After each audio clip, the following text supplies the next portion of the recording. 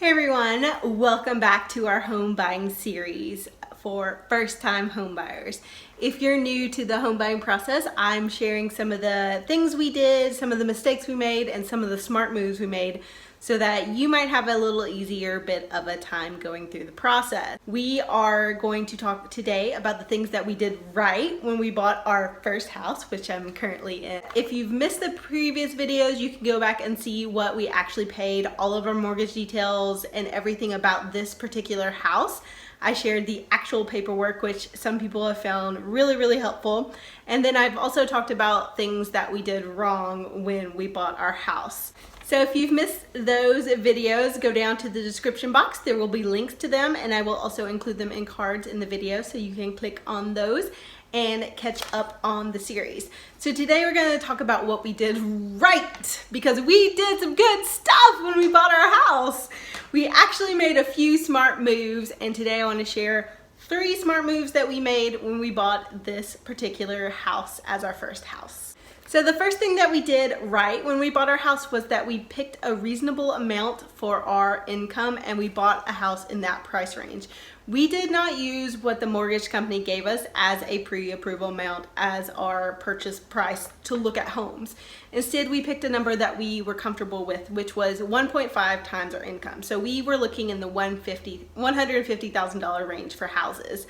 We were pre-approved for twice that. We could have gotten a house closer to $300,000, which, let's be honest, I would not be happy with, because that's a lot of money for a starter house. For your first house, you do not need the best house in the best neighborhood with the best finishes. You can start in a reasonable priced home, and that's what we chose to do. We decided to buy a house that was $158,000 when we finished everything, and that was a reasonable amount. You can borrow much more than you need to buy a house, but you shouldn't do this. Please don't do this. Please do not max out your budget when you're buying a house. You do not need to end up being house poor and having a huge mortgage payment every month just because a bank was willing to lend you a lot of money. The second thing we did right was we picked a good neighborhood. And this isn't what you think. It's not like the best neighborhood in our city, but we picked a neighborhood that we felt was underpriced for the area and was a place where the people not getting into the top market were moving. So we picked the kind of second middle class neighborhood that felt like it was on the upswing instead of a downturn or top of the market. We did feel priced out of parts of town because of our self-imposed budget of $150,000. That would not get us into the best neighborhood. It wasn't enough. If we had gone with the ultimate top of our budget that the bank would have lent us, sure, we could have bought a smaller house in the nicest neighborhood in town. But we felt that it would be a little bit smarter to move into a neighborhood that was on the upward trajectory instead of already higher than a lot of people could afford. This turned out to be a very smart move, because in the years that we've been in our house, we've been here 3 years, and our house has appreciated a ton since then. We actually now live in an area that others feel priced out of because we got in when it was on the upward swing instead of at the top.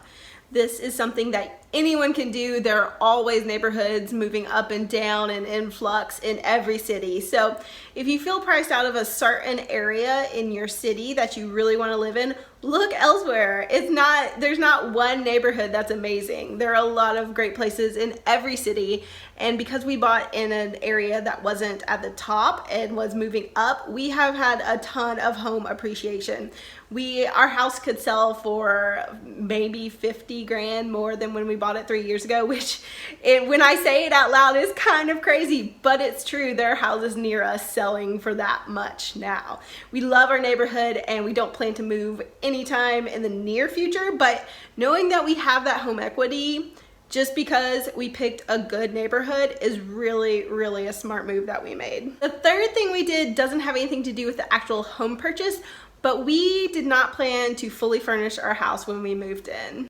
I've had a couple comments on my previous home buying videos about how we afforded all the furniture for our new house, and to be frank, we didn't. We actually, the first year we lived here, closed off part of our house because we didn't need it. We didn't need the space. The first year we lived here, we didn't actually use our whole house. We closed off the front section of our house and the rooms that we didn't use, so we didn't heat them and we didn't furnish them. We had completely empty rooms for at least a year, and then only once we started having our babies, we finally started filling up the house. We knew that we were buying more house than we actually needed, even though we have a very small house by normal standard. Even though we have a reasonable size house, it's around 1,600 square feet. Two people did not even need that much space. We could have lived in a 900, 800 square foot house and been perfectly happy. But we knew that we were going to grow into it. We were going to start a family and have a baby. So we did plan for using that space in the next few years.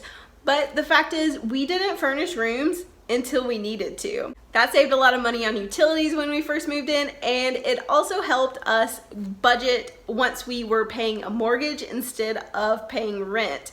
We were able to adjust a little bit more easily since we weren't trying to fully furnish and fully decorate an entire house at the same time that we were paying down payment, closing costs, and moving costs. So if you're planning for your first house, don't plan to buy all new furniture. You don't need it. Move in with what you have, work on a room at a time, and your house will be furnished and it will be beautiful, but you won't be driving yourself crazy. Those are a few of the things we did right when we moved into our house, and that have made this a very comfortable, very wonderful experience for us over the past 3 years.